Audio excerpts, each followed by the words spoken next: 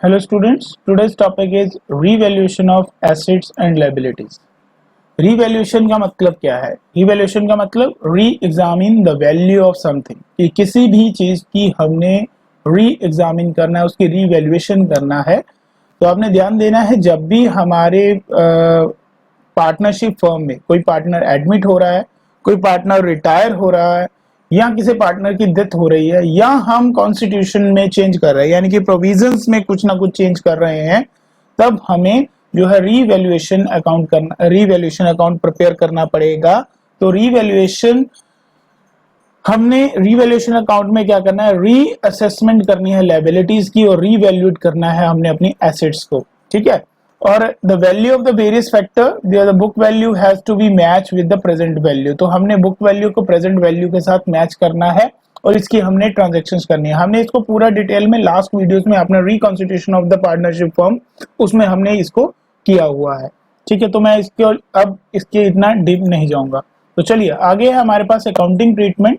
Accounting treatment जो revaluation of assets and liabilities का है उसको दो पार्ट्स में डिवाइड करना है। पहला है assets and liabilities are show at the revalued figure. अगर पार्टनर्स जो हैं वो चाहते हैं कि हमारी जो न्यू पार्टनरशिप फर्म बनेगी उसमें हम जो हमारी एसेट्स और लायबिलिटीज है उसको हम रीवैल्यूड करके जो है शो करें, तो उसके लिए हमारे पास रीवैल्यूएशन अकाउंट बनेगा। और सेकंड केस, अगर पार्टनर्स चाहते हैं कि एसेट्स और लायबिलिटीज की जो वैल्यू है वो एज इट इज वही शो हो और न्यू पार्टनर के एडमिट होने से या किसी पार्टनर की डेथ या रिटायरमेंट होने के बाद हम अपनी एसेट और लायबिलिटीज की वैल्यू चेंज करके उसको बैलेंस शीट में ना शो करें, यानी कि न्यू बैलेंस शीट में हम वो पुरानी वाली फिगर ही हो जो हमारी पहले चल रही है, तो उसके लिए हम मेमोरेंडम रीवैल्यूएशन अकाउंट प्रिपेयर करते हैं। तो चलिए सबसे पहले हम करते हैं एसेट और लायबिलिटीज को हम रीवैल्यूएशन अकाउंट में कैसे शो करते हैं, यानी कि जो हमारा फर्स्ट केस है जब हम अपनी एसेट्स और लायबिलिटीज को अल्टर करके न्यू बैलेंस शीट में शो करना चाहते हैं।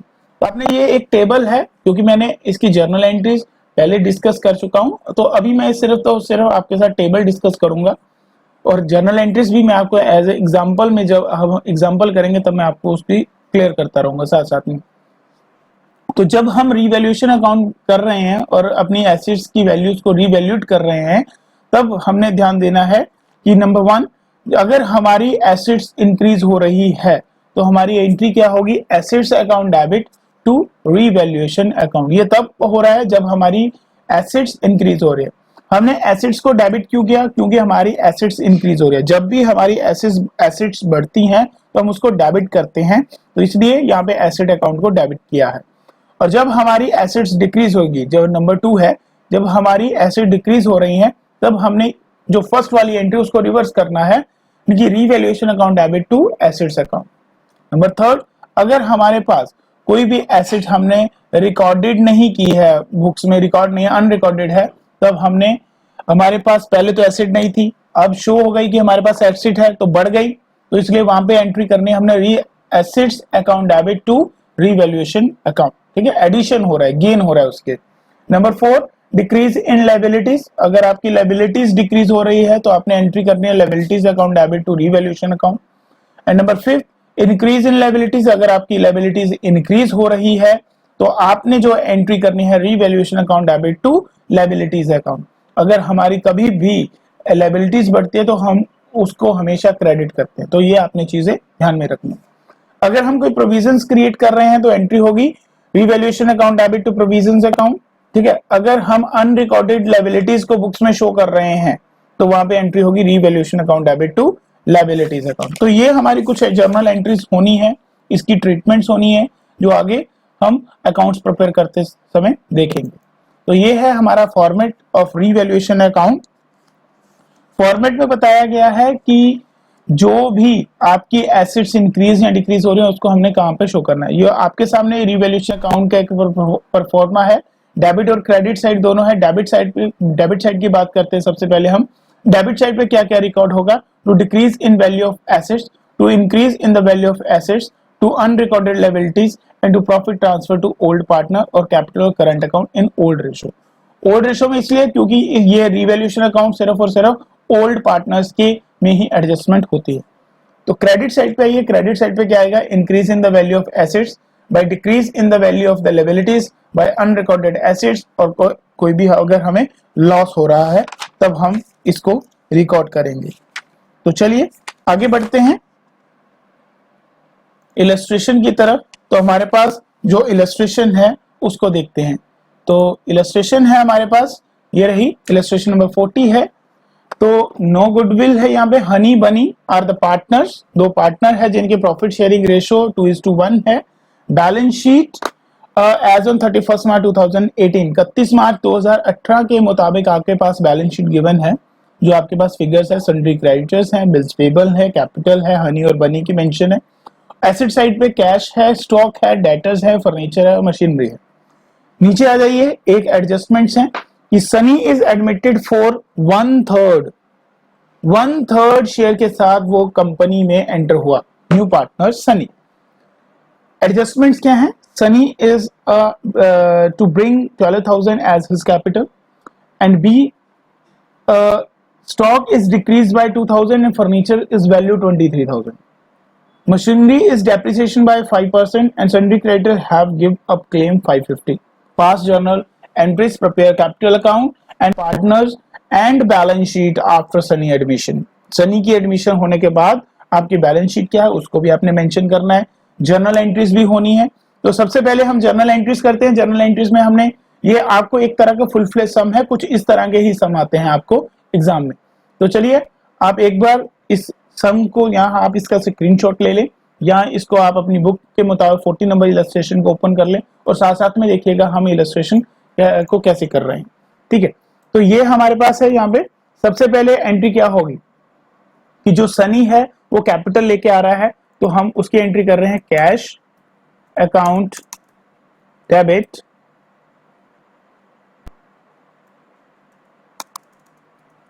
To Sunny capital account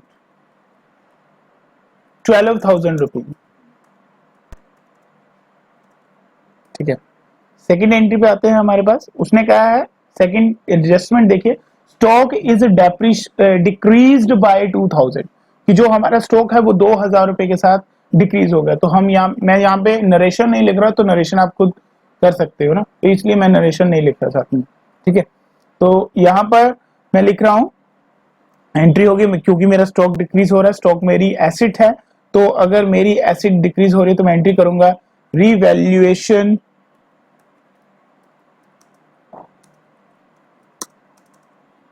debit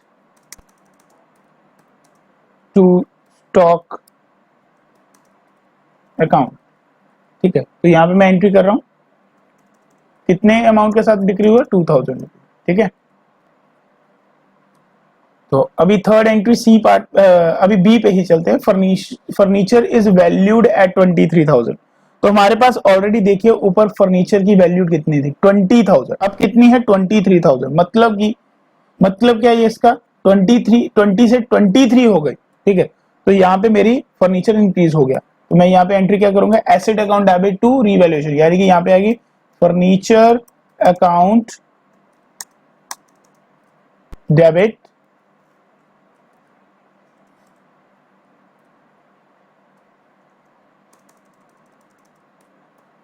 to revaluation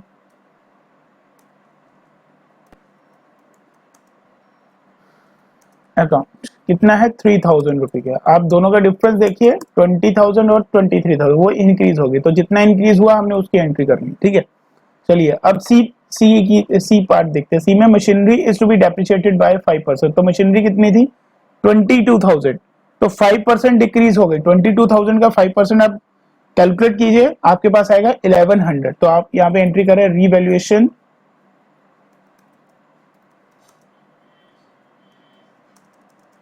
debit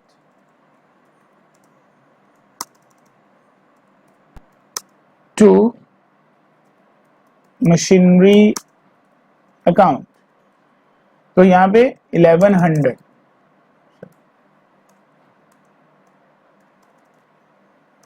ठीक है बेटा, नो नेक्स्ट एंट्री आप देखिए, जिसमें बताया गया है sundry creditor have give up claim 550। तो हमारे यहाँ पर जो है रिड्यूस हो गए, क्लेम कर लिया हमने, ये क्लेम दिया 550 का, ठीक है। तो यहाँ पे जो सन्ड्री क्रेडिटर्स हैं वो हमारे डिक्रीज हो रहे, लायबिलिटी जो है वो डिक्रीज हो रहे। तो हम यहाँ पे क्या करेंगे, creditor debit to revaluation account 550, ठीक है बेटा। चलिए अब मैं इसको ही सेम यही एंट्रीज की बात कर रहे हैं, तो इनको इनसे ही हम अब रीवैल्यूएशन अकाउंट बनाएंगे, ठीक है। तो इन एंट्रीज को याद रखिएगा, जो जो मैंने आप नोट कर लीजिएगा इसको साथ साथ में, सेम इसी को देखना हम आगे रीवैल्यूएशन अकाउंट में ट्रांसफर करते हैं और वहां से हम प्रॉफिट और लॉस कैलकुलेट करेंगे। तो पहली एंट्री है हमारी रीवैल्यूएशन अकाउंट की स्टॉक की, ठीक है। तो यहाँ पे है revaluation account debit to stock account. तो ये मेरा रीवैल्यूएशन अकाउंट है, यहाँ पे मैं इसको डेबिट साइड पे इसके मेंशन कर रहा हूँ टू स्टॉक अकाउंट।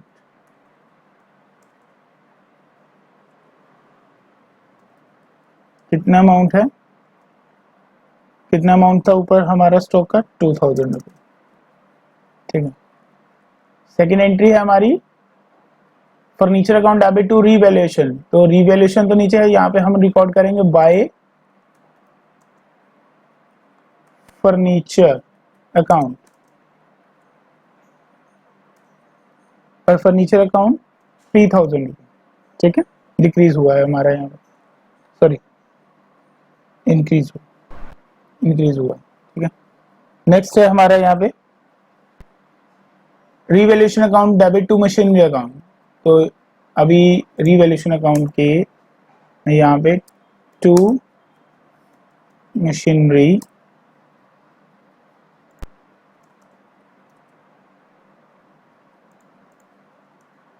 तो कितना अमाउंट है मशीनरी का, कितनी डेप्रिसिएशन लगी 1100, वो मैंने रिकॉर्ड कर लिया।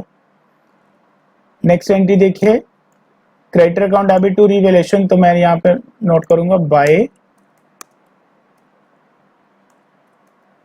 क्रेडिटर अकाउंट,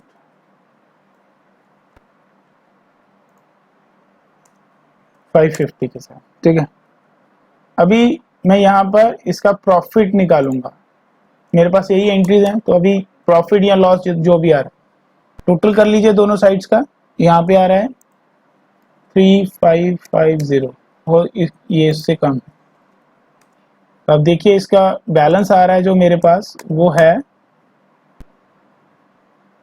450 का। तो ये जो प्रॉफिट हुआ मेरे पास इसको मैं दोनों पार्टनर्स में डिवाइड कर दूंगा, ठीक है। तो उसको डिवाइड करना है, तो जो प्रॉफिट आ रहा है मैं यहाँ पे मैंने to profit transfer to partners capital account, ठीक है। पार्टनर्स के कैपिटल अकाउंट में ट्रांसफर कर दूंगा मैं जितना भी अमाउंट है। तो यहाँ पे मैं किन पार्टनर्स को दूंगा, हनी और बनी जो पुराने हैं उनको दूंगा। प्रॉफिट शेयरिंग रेशियो 2:1 यानी कि 2/3 और 1/3।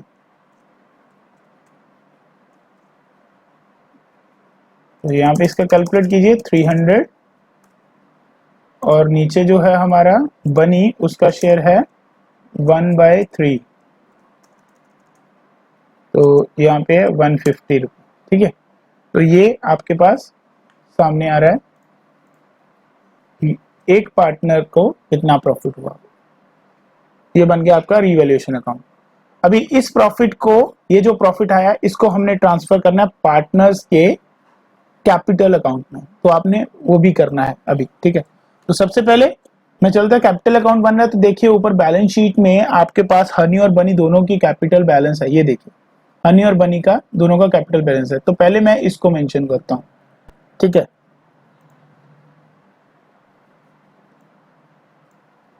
तो यहां पर मैं मेंशन कर रहा हूं by balance brought down 30,000 Honey, 21,000 बनी, सनी का कोई बैलेंस नहीं। ठीक है। तो दूसरा जो मुझे प्रॉफिट हुआ था रीवैल्यूएशन अकाउंट से, उसको मैं इसमें ट्रांसफर कर दूं bye revaluation account.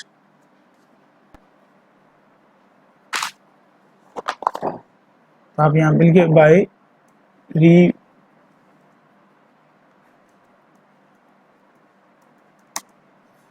Account. Honey को कितना मिला था, ऊपर मेंशन है 300 और 150 ना। हनी को मिला है 300 और बनी के अकाउंट में है 150, क्रेडिट कर दिया। चलिए नेक्स्ट चलते हैं। एक था यहाँ पे कैपिटल का, कुछ कैपिटल आई थी यहाँ, ये देखिए पहली एंट्री हमने की cash account debit to Sunny capital. तो यहाँ पे हम लिखेंगे बाय कैश, पार्टनर के बाय कैश। तो ये सनी का था ना बैलेंस, तो यहाँ पर तो कुछ नहीं आएगा, नीचे आएगा कैश में 12,000 रुपये। हनी के अकाउंट में भी कुछ नहीं आएगा और बनी के अकाउंट में भी कुछ नहीं, नील आ जाएगा। ठीक है, तो आगे बढ़ते हैं। हमारे पास और कोई एडजस्टमेंट नहीं है कैपिटल अकाउंट में करने के लिए, तो इसलिए हमारे पास ये अकाउंट यहीं पे क्लोज हो रहा है। ठीक है, तो मैंने क्या किया, अभी इसका बैलेंसिंग करते हैं, बैलेंसिंग करके बाद देखते हैं क्या आया। तो यहाँ पे तो आया 12,000 रुपये, तो इसका आ रहा है 21,150, इसका आ रहा है 30,300। अभी यही बैलेंस जो है आपका यहाँ पर भी शो होगा और सेम बैलेंस आपका ये ऊपर भी शो होगा। ठीक है, तो ये हमारा हो गया बैलेंस कैरिड डाउन,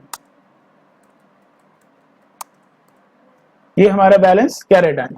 ठीक है, चलिए अब चलते हैं हम बैलेंस शीट की तरफ। बैलेंस शीट में क्या क्या आएगा, तो हम बैलेंस शीट में देखते हैं, बैलेंस शीट में देख रहे हैं कि जो जो हमारी आइटम्स थी पुरानी वाली, उसको हम इसमें शो करेंगे। पहले जो अल्टर हो गया उस वैल्यू को अल्टर करके शो करेंगे। जैसे कि यहाँ पर मेंशन है क्रेडिटर्स, बिल्स पेबल, कैपिटल है, कैश है, स्टॉक है, डेटर है, फर्नीचर है, मशीनरी है। ये सभी चीजों को हमने न्यू बैलेंस शीट में शो करना है। ठीक है, तो मैं उसी बैलेंस शीट को इसमें लिख रहा हूं, जो जो चीजें अल्टर हैं मैं उसको अल्टर करके लिख रहा हूं। तो सबसे पहले कैश, कैश मेरे पास था वहां पे, अब देखिए 8,000 रुपये। ठीक है, 8,000 वो था, बट इसके साथ 12,000 और आया जो कि कैपिटल की फॉर्म में आया, सनी लेके आया था। तो यहाँ पर मैं साथ साथ में ही मेंशन कर रहा हूं कि 8,000 ऑलरेडी था और 12,000 रुपये आपको और कैश आ गया। तो यहाँ पे मेरा कैश हो गया 20,000 रुपये। ठीक है, नेक्स्ट है कि मेरे पास स्टॉक, पहले मैं एसिड्स ही कर रहा हूँ। ठीक है, एसिड साइड ही कर रहा हूँ। अभी आ रहा है स्टॉक। स्टॉक देखिए, स्टॉक में है मेरे पास ऑलरेडी कितना स्टॉक था पहले, जो मेरे वहां पे शो हो रहा है 11,000 रुपये। ठीक है, अभी इसमें से 2,000 रुपये रीवैल्यूड किया तो कम हो गया, तो यहाँ पे मैं शो कर रहा हूँ 9,000 रुपये। ठीक है, नेक्स्ट आइटम है मेरे पास डेटर्स। तो डेटर्स के बारे में क्या बताया गया इसने, डेटर्स में कहा है एज इज कोई चेंज नहीं हुआ था, 15,000 जो ऊपर वाली बैलेंस शीट में वही नीचे वाली न्यू बैलेंस शीट में मैं शो कर रहा हूं। उसके बाद है फर्नीचर।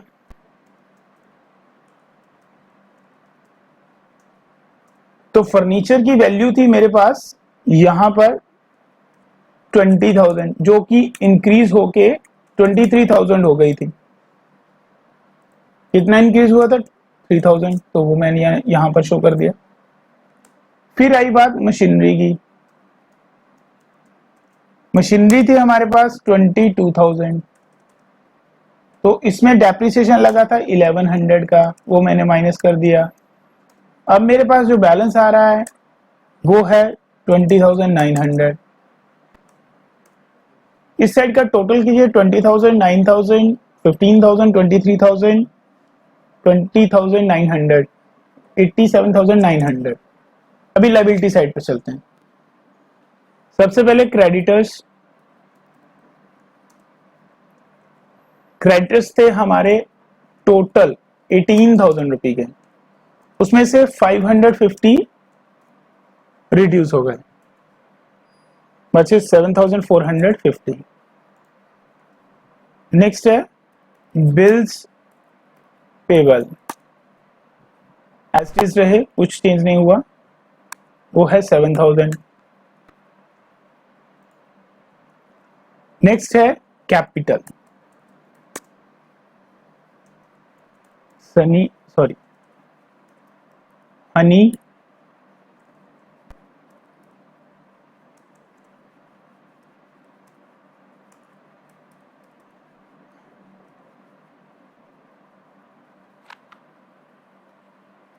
बनी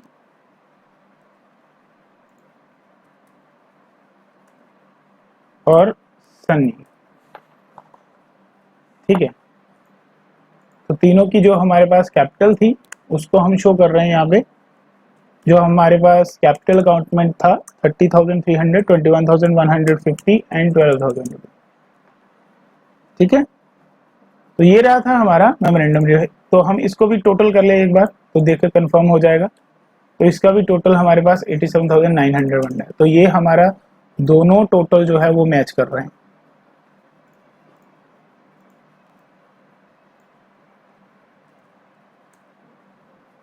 ये दोनों टोटल हमारे मैच कर रहे हैं, ठीक है। तो ये रहा हमारा फुल फ्लेज सम। इस तरह के सम जो है आपको नेक्स्ट पूरी एडमिशन में या नेक्स्ट रिटायरमेंट में ये इसी तरह के सम आएंगे। एग्जाम में भी इसी तरह के सम आते हैं, बट थोड़ा सा जो है सिचुएशन थोड़ी सी टफ होती जाएगी, ठीक है। तो आपको अगर कोई डाउट है तो आप मुझसे बताए गए मोड के थ्रू पूछ सकते हो। Thank you very much students.